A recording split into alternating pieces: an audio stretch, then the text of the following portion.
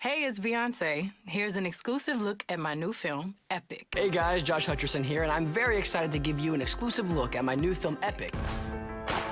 ჰოლივუდის A-კლასის ვარსკვლავებმა ამჯერად კაცს მიღმა გადაინაცვლეს. ბიონსემ, ამანდა სეიფრიდმა, ჯოშ ჰატჩერსონმა, კოლინ ფარელმა და ორგზის ოსკაროსანმა ქრისტოფ ვოლცმა, პლუს Sky Studios ახალი ანიმაცია Epic-ის მთავარი გმირები გაახმოვანეს.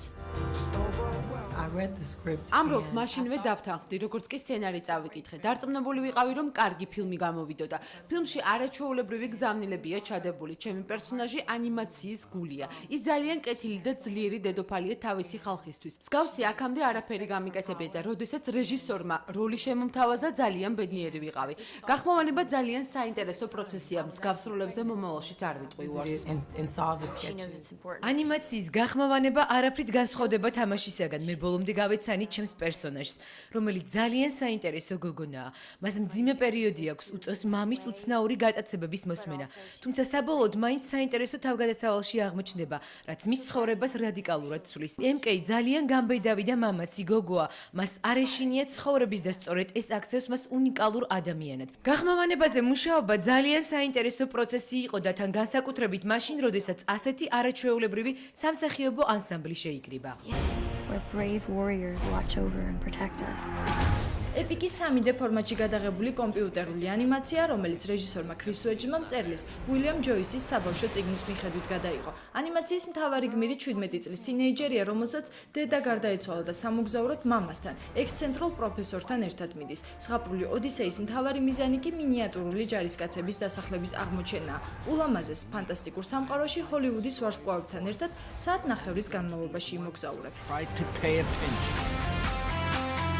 I'm the voice of Nimgaloo. He's like the wise old man. Epic-მა კრიტიკოსებისგან უკვე დაიმსახურა დადებითი შეფასებები. რეჟისორმა ქრის უეჯმა მისი გადაღება 2006 წელს ჩაიფიქრა, თუმცა პროექტი 2012 წლის მაისამდე ვერ განხორციელდა.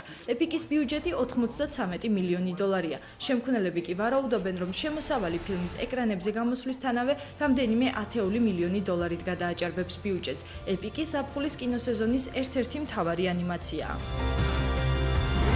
Epic-ის ზღაპრული სამყაროა, რომლის სიუჟეტიც ტყეში ვითარდება.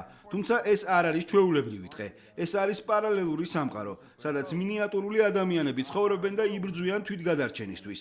Epic-ი არის ანიმაცია სიმამაცეზე, ადამიანურ ურთიერთობებზე. პერსონაჟები განსაკუთრებით საინტერესო იმ მსახიობებმა გახადეს, ვინც მათ ახმოვანებენ.